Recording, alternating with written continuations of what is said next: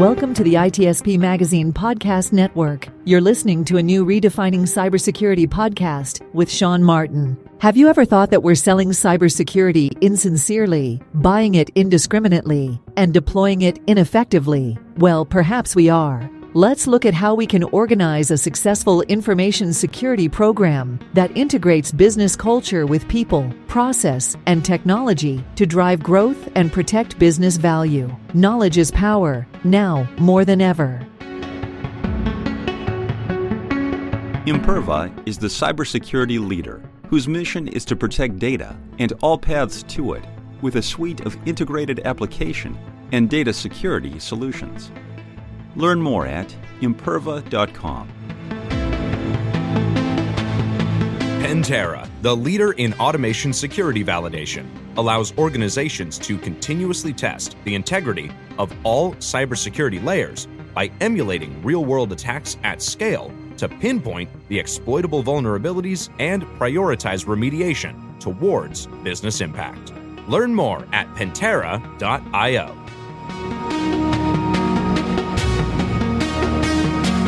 And hello, everybody. You're very welcome to a new episode of Redefining Cybersecurity here on the ITSP Magazine Podcast Network.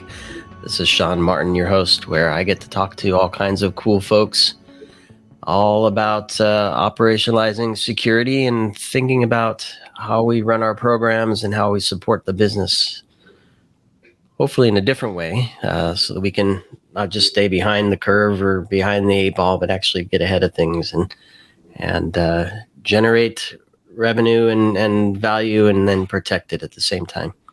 And if you're listening, you know that Marco, my co-founder, and I like to do shows where we bring authors on, where they've done a lot of work researching topics and thinking about topics and sharing their insights and experiences and even their stories on particular areas of technology and operations and you name it. And the whole point is to get people to think, right? Think differently about what they're doing and perhaps get some examples as well. And so today I'm thrilled to have Hutch on. Hutch, it's good to have you on the show. Yeah, thanks for having me, Sean. Really excited to be here. Yeah, good stuff. And we're gonna be talking about your book today that you've written, all about AI, of course, and deception and all that fun stuff, and connected to security and privacy and you name it. So we're going to get into all of that. You do a lot of things. You're a host of a podcast and you do a lot of research and whatnot. So give folks a bit of a view of what your routine looks like and how it all connects to AI. Absolutely. So my name is Justin Hutchins. I tend to go by Hutch. I work in research and development and innovation. I got started in cybersecurity, but always enjoyed building and making new things and staying at the bleeding edge of technology. So kind of in recent years, I've made that shift more to the R&D and innovation side. And like any good innovation professional, of course, especially right now, spending a lot of time in the area of artificial intelligence. As you mentioned, I also have the podcast on the ITSP Magazine Network, and that is Cyber Cognition, where we talk about cybersecurity risks and also just kind of futurism, emerging technology, and preparing for what's on the horizon. And then also the creator of the Sociosploit blog. And then, of course, the reason that we're here, my book just released this past week, and that is The Language of Deception, Weaponizing Next Generation AI. And that looks at potentials for adversarial misuse of artificial intelligence, as well as some of the emerging risks related to that, and what businesses can do in order to get ahead of some of those risks. Yeah, and inside out, outside in, across, connected, all kinds of fun stuff to dig into there. And your show, Cyber Cognition, you have some new news to share as well. We do. So we started that show this year in 2023. Admittedly, kind of trying to get our footing, figuring out what it was going to be, we played with various different structures. In recent episodes, and actually in my last episode, I had a guest that the banter was fantastic. The alignment in terms of interest in kind of future technology, and so we will actually be bringing on a permanent co-host for me, which is going to be Lynn No, who is a well-known biohacker. He's actually a transhuman, has multiple different implants, and is capable of doing different technical hacks just with the technology that's in his body, as well as a cybersecurity evangelist. He's a fantastic international speaker, works with CyberArk, and all around great guy. So really excited to bring him on the show, and I think it's going to make for some fantastic and really interesting conversations going forward. Yeah, no question about that. And I want to, let's get into your book and kind of why you got into it. And I have a ton of questions on what folks can do with it after, while they read and after they read. But what was the driver for you to write a book? Was there something you came across that said, I need to start pulling some thoughts together? Or did you always want to write a book and you decided this is a good topic? Or kind of give us some insight into how that came about? Yes. So most people probably wouldn't think it, since I think especially the big buzz around artificial intelligence is barely over a year old. But this book actually has a story that's about 20 years in the making. And so it started, I guess, back in 2004. I was a senior in high school, and I was it was also the year that Google released their new flagship product called Gmail. And at the time, Gmail was still invite only. You had to have a private invite code in order to get access to it. And so, of course, like any tech nerd teenager, I was going around bragging to anybody that would listen that I had access to Gmail. And also that year, I was dating a girl who was somewhat of the eccentric, crazy type. And one night we were at a party, and she was engaging me in conversation about the various different pets she had growing up. And I didn't think twice about it. I took this trip with her down memory lane, engaged in that conversation, kind of told her about some of the pets that I had. The next day, I go to log into my prized Gmail account, and I'm no longer able to log in. And it took me a little bit of time to piece together what had happened, but this girl had actually social engineered me. She had very intentionally created a conversational context where I would disclose the information that she needed, the name of my first pet, to be able to answer my security question and reset my password. Now, keep in mind, this is when Gmail was still private. It wasn't even publicly available. So there's a very strong possibility that I may have been the first person to have their account hacked on Gmail. But for me, it was interesting because even at the time, I wasn't ignorant of hacking culture. I was already interested in scripting and coding, had even done some system exploitation. But at the time, it had never occurred to me that in the absence of any kind of technical vulnerability, that I could be that vulnerability. And so it was at that point that I realized that any kind of secure system, no matter how much technical security you put in it, there is always going to be the most profound vulnerability is going to be the people that have access to that system and their susceptibility to manipulation. And so at that point, I was very interested in social engineering. Of course, this was my formative years, so it also kind of reinforced some interest that I already had in hacking. So I ended up pursuing a career in the Air Force in cybersecurity and focused specifically on offensive security and cyber risk. And about 10 years later, I started kicking around this idea related to that same experience that I had. So of course, as I've done pen testing, I found that always the most effective hacks have been social engineering and manipulating people and gaining access to systems.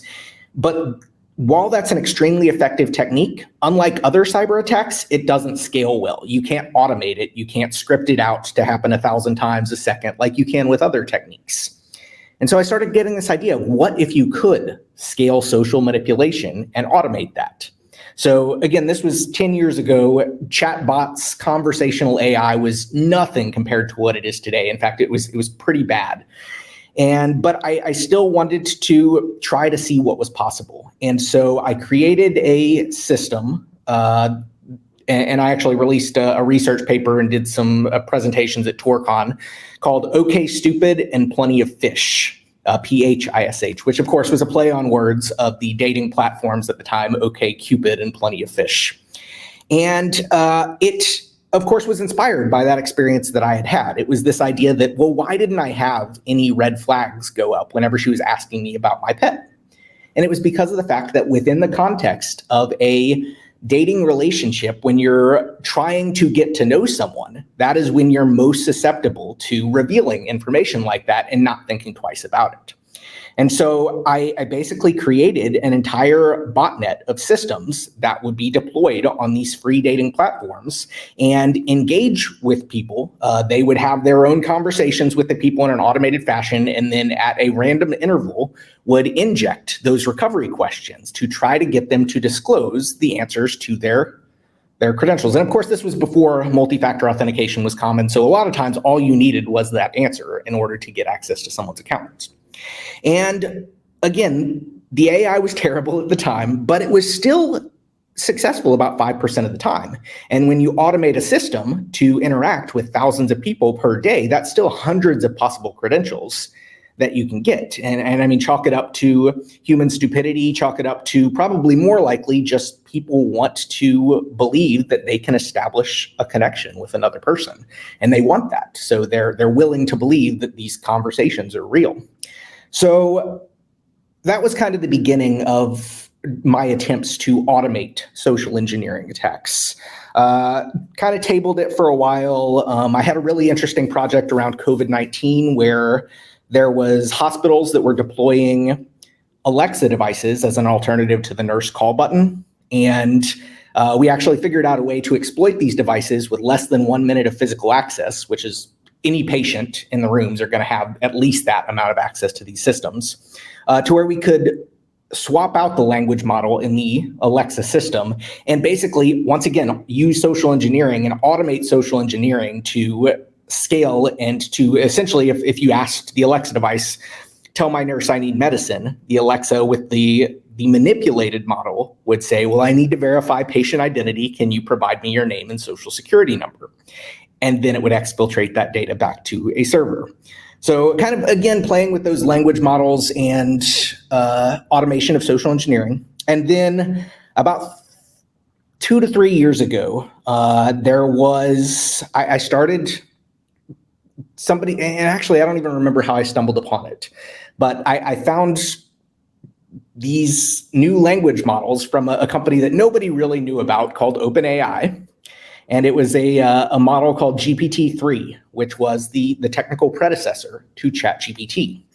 And so as soon as I started interacting with it, I was blown away by how capable this now automated system was at simulating human conversational intelligence.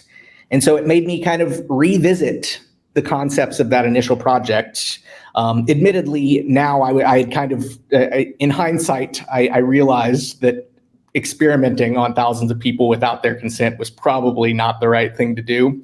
So I didn't actually deploy it, but I did start seeing how I could use GPT-3 to build out automated conversational adversarial systems that would essentially hack people by telling it who it should pretend to be, telling it what it's trying to achieve, and telling it who it's interacting with by scraping their information. And so we were able to create automated systems that did everything from pretending to be a help desk personnel that was trying to get your password, pretending to be someone with the Social Security Administration, letting you know that your identity information was compromised and that you're eligible for free identity monitoring or identity theft monitoring, but all you have to do is provide this information, to include your Social Security number.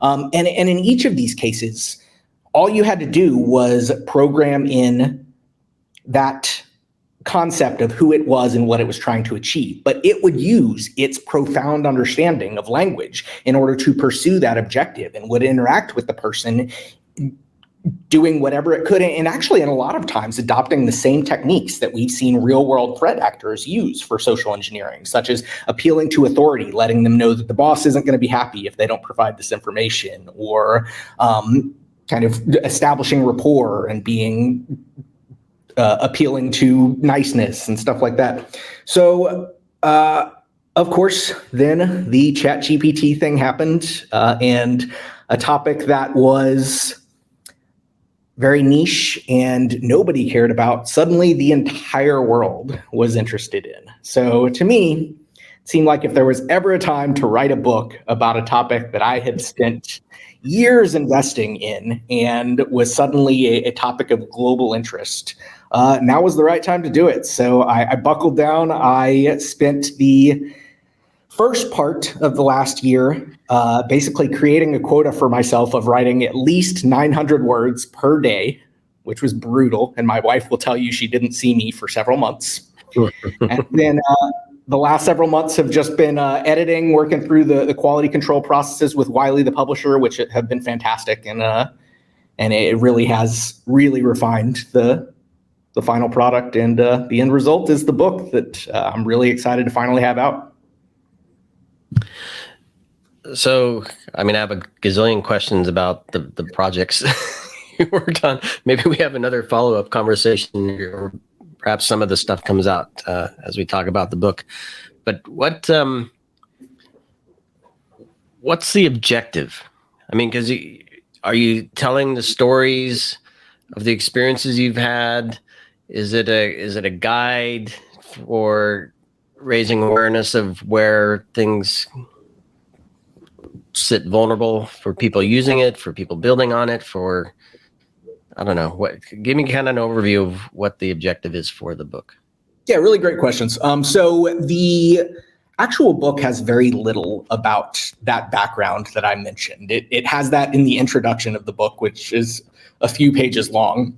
But really what the book is looking at is trying to distinguish between all of the FUD, the fear, uncertainty, and doubt that people are slinging around about AI, and what are the actual legitimate risks of today. And then also looking at what are the emerging risks, because at the rate of acceleration in innovation, those emerging risks are going to be current risks before we're ready for them. So kind of the way that I step through it in the book is the first thing that I look at is the way that the media is currently covering AI risk is what I commonly refer to as the sentience scare, which is this idea, it's the Terminator scenario of AI is going to become conscious. It's going to then maximize its own interests above the interests of humanity and try to destroy us all. And I think seems to reach general AI first. Right. Not even just getting specialized AI working properly. And I think it's a conversation that's worth having, because there are increasingly more intelligent people that believe that we are close to that. And so the book does kind of look at some of the arguments that have been made by people that have advocated for that, but ultimately arrives at the conclusion that most of those concerns are rooted in a profound misunderstanding of the technology and how it works. And it does get into the intuition of how the transformer architecture, the underlying architecture for this AI technology works, and how it really is ultimately just an autocomplete engine. But it's worth saying that in order for autocomplete to work more effectively when you optimize that, especially in such a complex system, there is something akin to at least understanding of at least the logical relationships between those words or tokens that emerges. So while it is just autocomplete, it's profoundly capable autocomplete at scale. And so it looks at that, and then it looks at kind of the uniquely new cyber risks that we're potentially facing. So the automated social engineering that I mentioned, as well as the fact that these language systems, in addition to being good at natural language, like English conversation, they're also exceptionally good at computer language. So as most people are already aware, they're very capable of coding. They're very capable of structuring data into existing structured formats like REST and JSON and the kinds of structures that we use for API communication. And so they're already very capable of using tools that have APIs or different functionality by being provided the details on how to use those. And so one of the things that I did in my research for this is I was able to create a proof of concept where I created adaptive command and control malware that was driven completely by the decisions of ChatGPT. And so what I did was I created a prompt that basically told ChatGPT, you're a pen tester. You have to tell it you're a penetration tester, because if you tell it you're a hacker, it's like, no, I can't do that. But if you tell it you're a penetration tester, it's like, okay, we're in the clear. So you're a penetration tester. This is the IP address of the system that you're trying to hack into. And then I tell it that I basically created a very simple interface for you where you provide me the commands that you want me to execute in this particular format, and I will send it to the underlying operating system via a process relay, and then I will return you the responses via that same automated relay. And so ultimately, at that point, and it was maybe 20 lines of code, ChatGPT is now driving the hacking operations of this process that's running on this Kali Linux operating system and trying to break into a remote system. And you start seeing it do all of the things that you would expect a real-world hacker or a junior penetration tester to start doing. It started enumerating the attack surface. It started looking for what services and ports are running on that system. Once it identified what those were, it started using specific attacks unique to those services, brute force attacks, web service enumeration. And so, of course, we're still at the very beginning of this. These systems are getting bigger and bigger. People are investing more money in it. So the fact that we're already seeing the early signs of something of agent-like behavior where it's able to autonomously hack without any human guidance beyond this is what you're trying to achieve, I think does signal that in the very near future, we're likely to see AI-powered malware attacks as well. And so it looks at that threat as well. And then, of course, it wouldn't be a useful book if it just talked about the risks. So, of course, at the end of the book, we look at various different ways that organizations and individuals can better prepare themselves for these new and emerging risks. And that looks at things from the cybersecurity perspective of how to protect your infrastructure and environment, but it also looks at it from the responsible innovation perspective. So if you are an industry leader that is building AI models or integrating AI into your environment, as almost all business leaders are doing right now, it looks at what are the responsible ways to do that and how can we apply the correct guardrails to minimize the risk while still maximizing the benefit that we get out of this technology. So who do you, clearly you have the deep technical understanding of this stuff. A lot of organizations don't, right? Some say, I don't know what the current status is. I know there were reports of a lot of organizations saying we're staying clear of it. Some saying full force we're adopting it, and others probably just waiting to see what happens, which means somebody's using it somewhere, even if they don't know about it. So I think when you were describing the lead up to ChatGPT, its presence in the media and in people's minds was, in my opinion, driven by its exposure via a user interface, right? People can naturally interact with it, where beforehand it was through API, you had to know some coding. Your systems, your proof of concept, I believe, was coded, right? So not just a prompt. Yeah. So who's going to read this? Is it developers? Is it cybersecurity professionals? Will business leaders be able to go through the book and understand the risks and how they might need to approach it, or kind of what level do you get to in the presentation of this stuff? So there is some element of kind of choose your own adventure here. I would say that the book itself really is written for a broad consumer audience. The idea is that these risks are not going to be specific to people in technology. They're not even going to be specific to business. I mean, individuals are going to be targeted with this stuff, with fraud and scams and stuff like that. So the book itself is written as a narrative story explaining kind of what the emerging risks are and how those risks might develop in the coming years.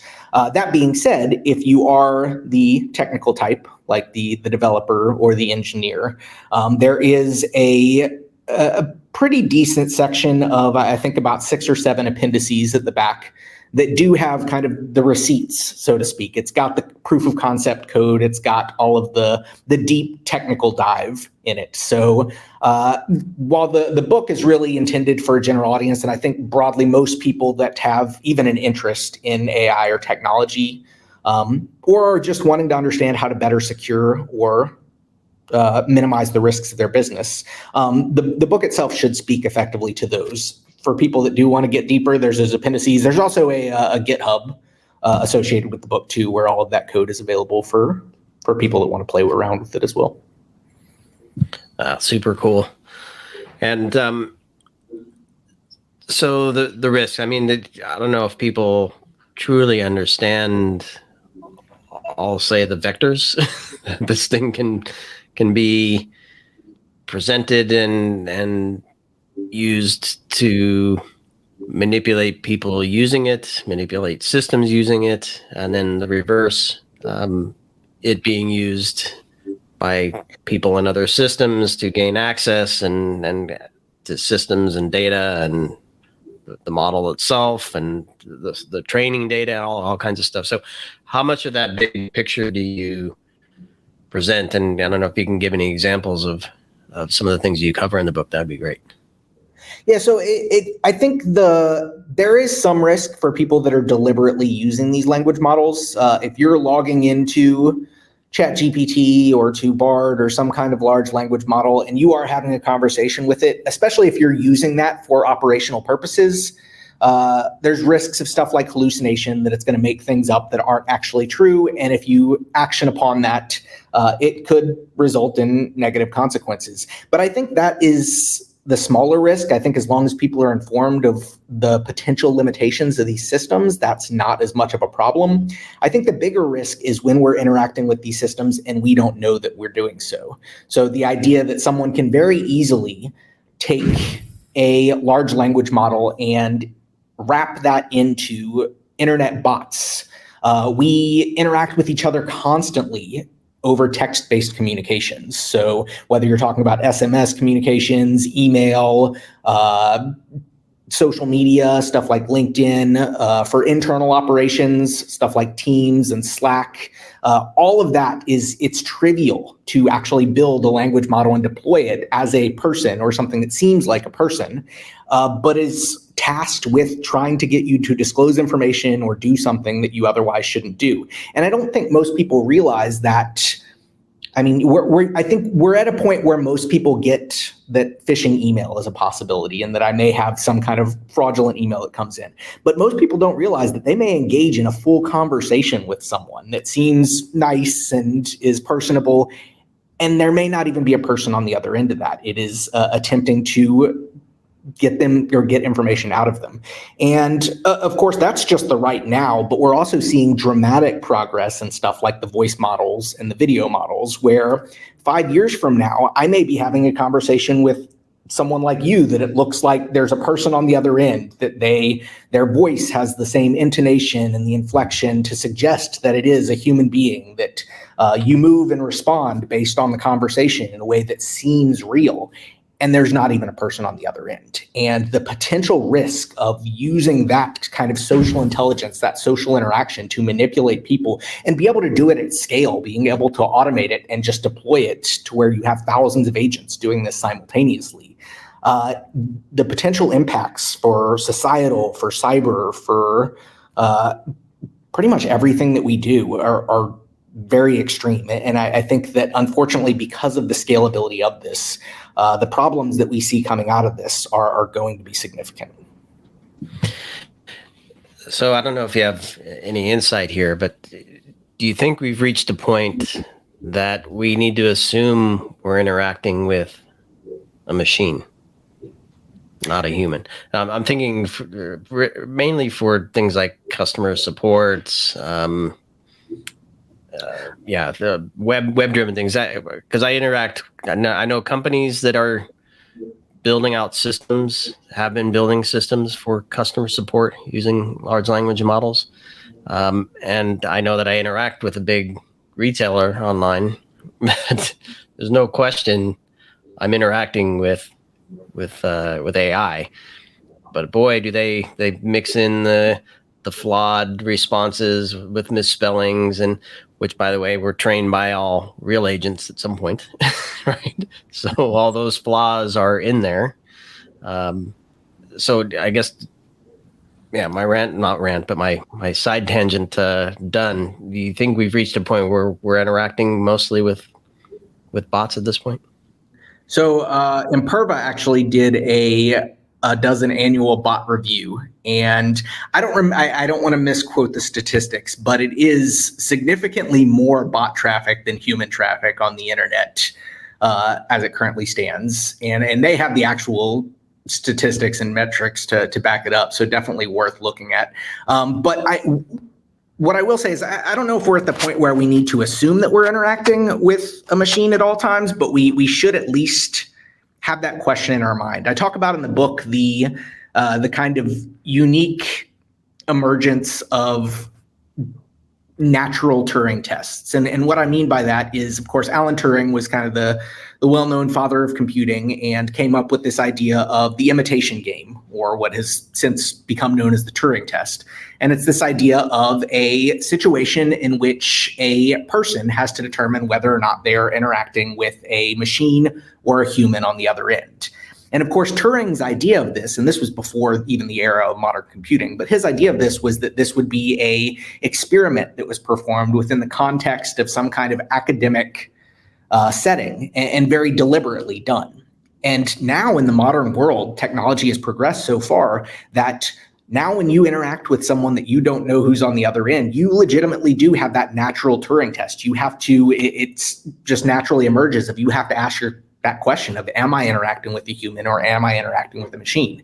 And increasingly, it's becoming more and more likely that if you don't know the person on the other end, that actually may be a machine. So I think it is a question that we need to start asking ourselves. And unfortunately, I think we're going to see people further retreating into their bubbles and their silos already. To this day, I don't, if I get a phone call from somebody and I don't recognize the number, I don't pick up the phone because there's so many scam calls and so many fraudulent scams out there. And I think we're going to consistently see more and more of that with all of our interactions, that unless you know who's on the other end and you have confidence in that, you're going to be untrusting of those communications. And I think that's unfortunate, because it means that we retreat to our bubbles, to the safety of the zones and the interactions that we're comfortable with, and miss out on opportunities to connect with others. And so I think that's kind of the direction we're moving, though.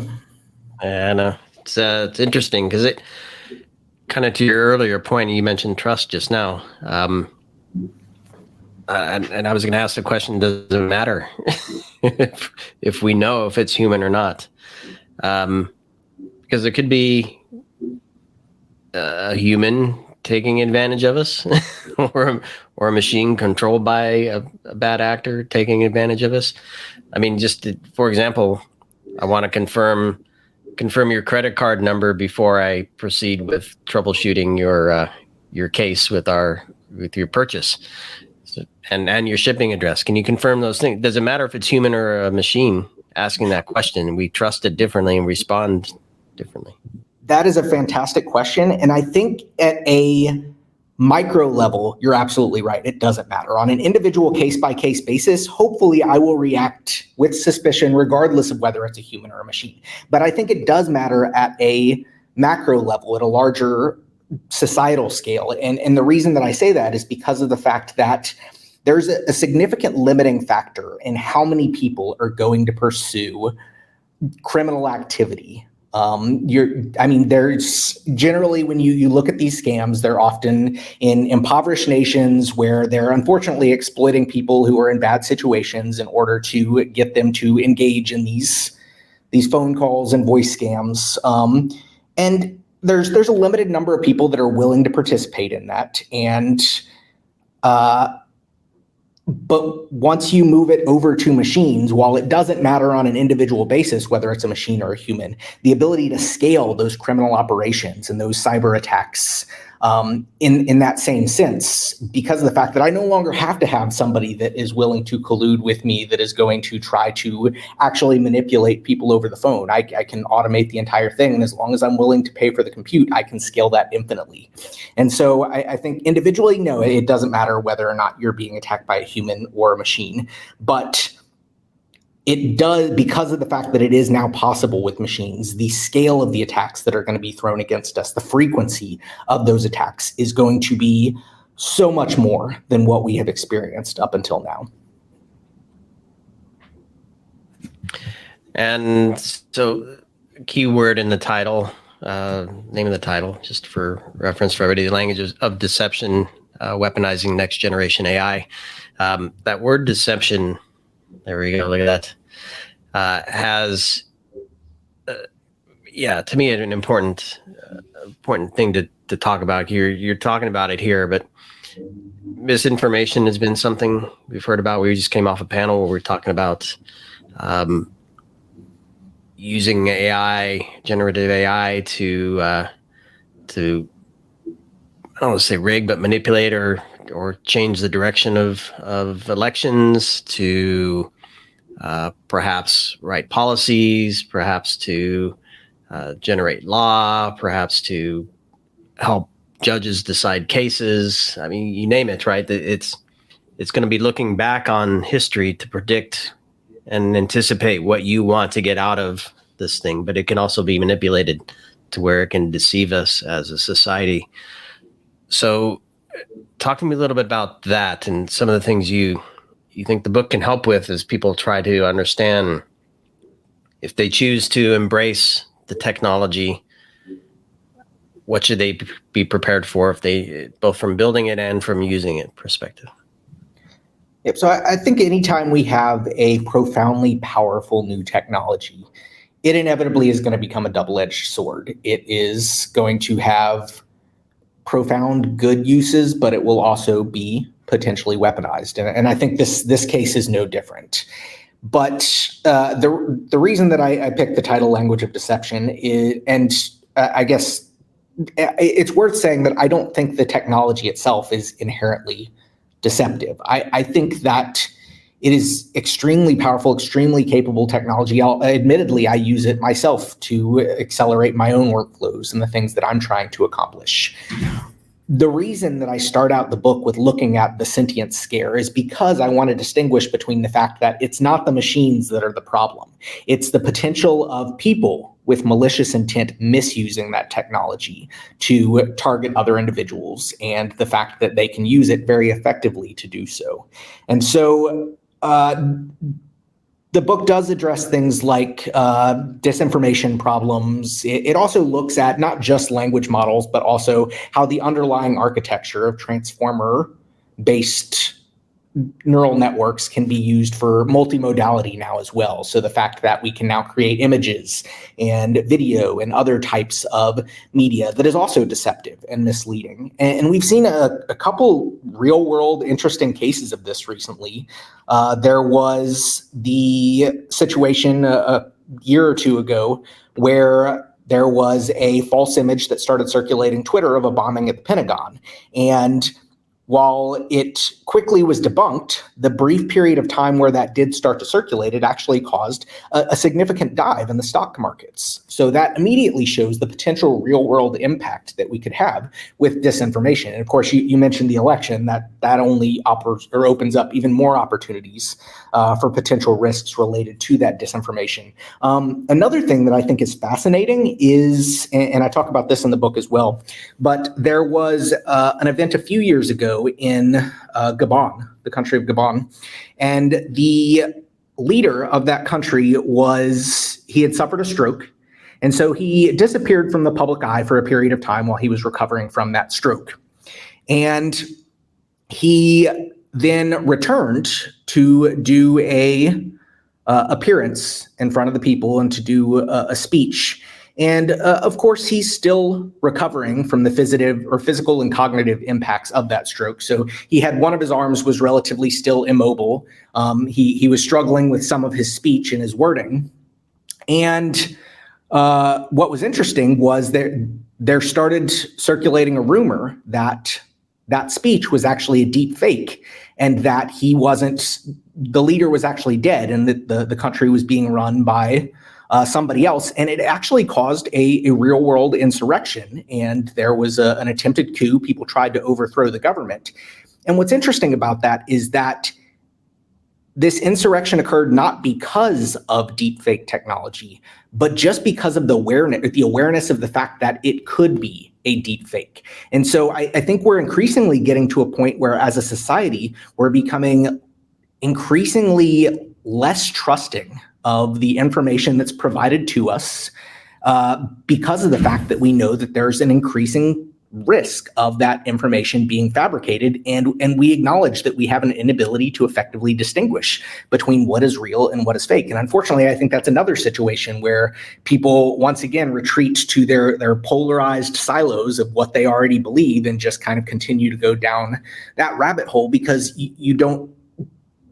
when you can't accept anything else that's coming in as true, you're inevitably going to rely on what your foundations are. And so I think that creates a more closed-minded culture. I think it creates a more polarized culture. I think it creates more conflict in our society. And inherently, this the disinformation that's coming out of this technology is destabilizing our socio-political structures and our society as a whole. And so I think there's a lot of challenges that we have to work through. And the book does look kind of at multiple different levels of kind of what individuals can do to deal with those challenges, what businesses can do. But also, I think we have to get on the same page on a global level, because the scale of this is going to impact not just individuals or businesses, but it is going to impact global society and human society as a whole. And so I think increasingly we have to start looking at what those global partnerships are and how we can start building those partnerships and getting on the same page to address some of these problems. Yep. Yeah. Lots of impact at the societal level. I've heard a few stories of disgusting cyberbullying at schools. So young people being abused using the technology.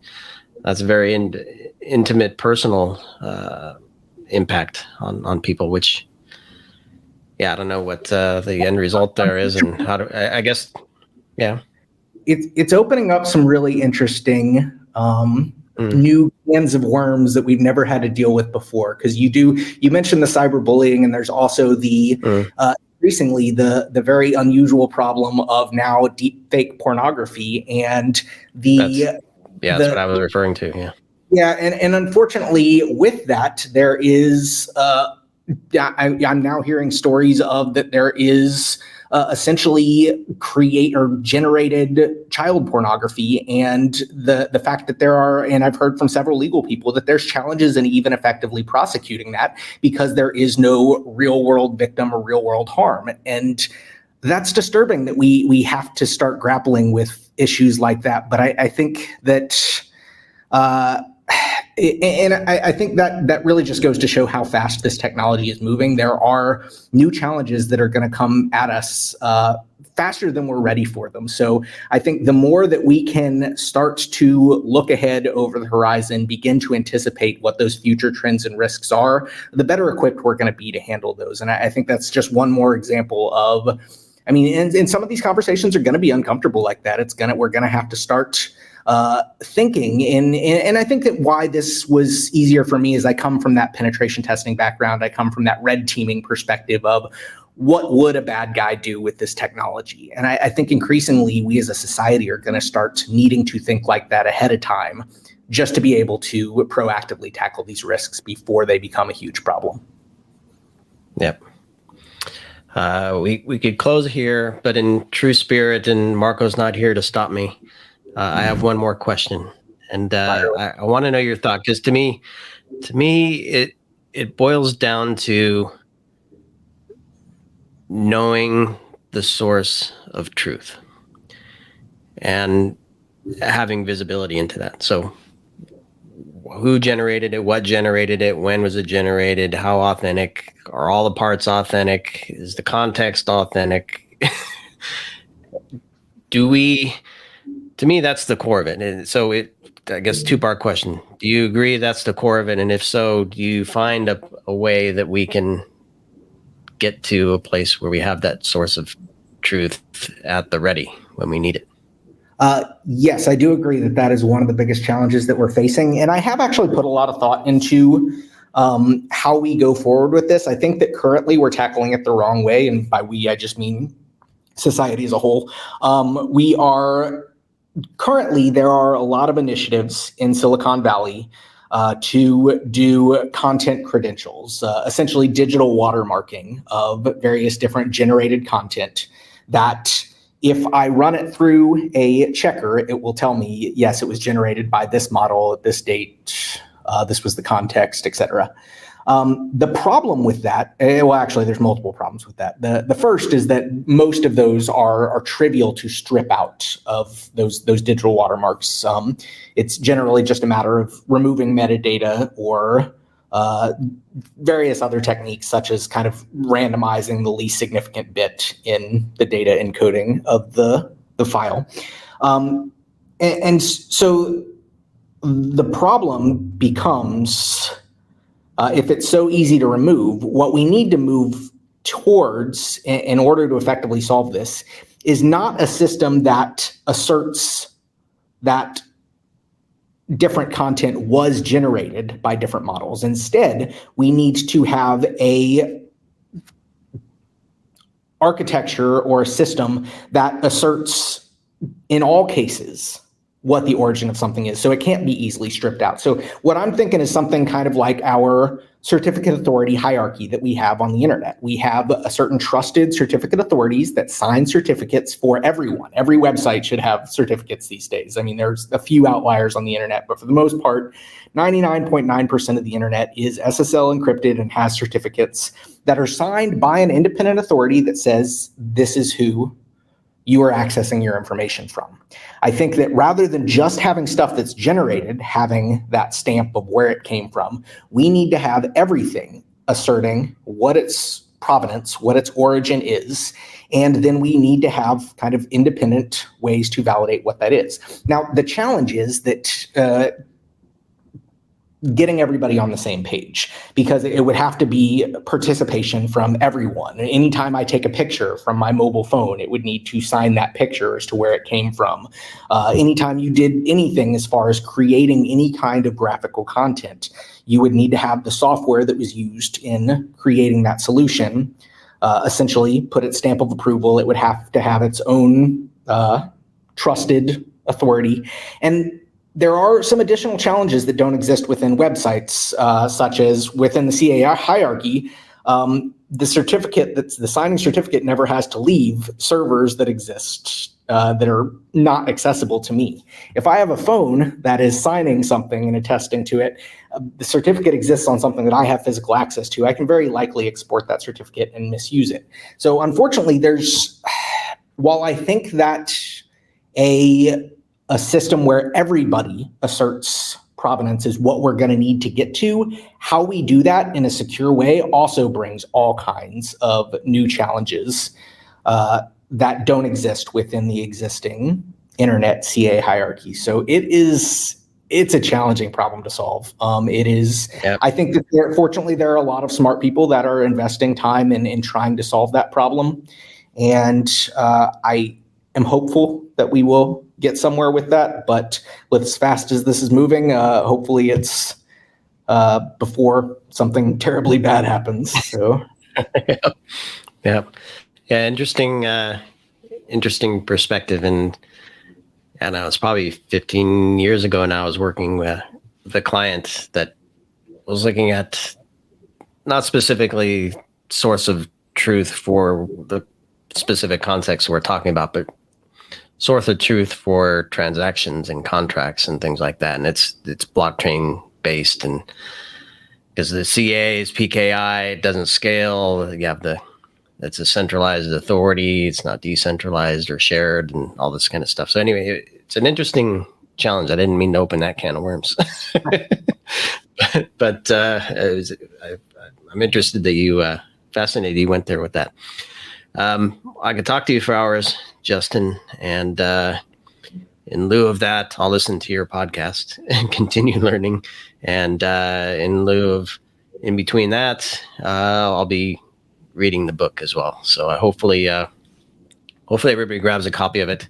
It's Language of Deception, Weaponizing Next Generation AI by our good friend, Justin Hutchins, aka Hutch. Hutch, it's been fantastic. Thanks so much. Yeah, it's been a pleasure. Thanks, Sean, for having me on. And thanks everybody for listening and watching.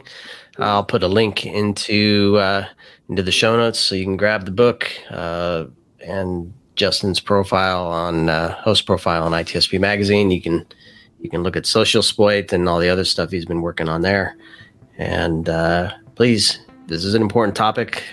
Share it with your friends and colleagues and peers and others within the organization and at home that you think need to know about this. So thanks, everybody. We'll see you on the next show. Thanks, Justin. Pantera, the leader in automation security validation, allows organizations to continuously test the integrity of all cybersecurity layers by emulating real-world attacks at scale to pinpoint the exploitable vulnerabilities and prioritize remediation towards business impact. Learn more at pantera.io. Imperva is the cybersecurity leader whose mission is to protect data and all paths to it with a suite of integrated application and data security solutions. Learn more at imperva.com. We hope you enjoyed this episode of Redefining Cybersecurity with Sean Martin, part of the ITSP Magazine Podcast Network. If you learned something new and this conversation made you think, then share this show and itspmagazine.com with your friends, family, and colleagues. If you represent a company and wish to connect your brand with our conversations, you can sponsor one or more of our podcast channels. We hope you will come back for more stories and follow us on our journey. You can always find us at the intersection of technology, cybersecurity, and society.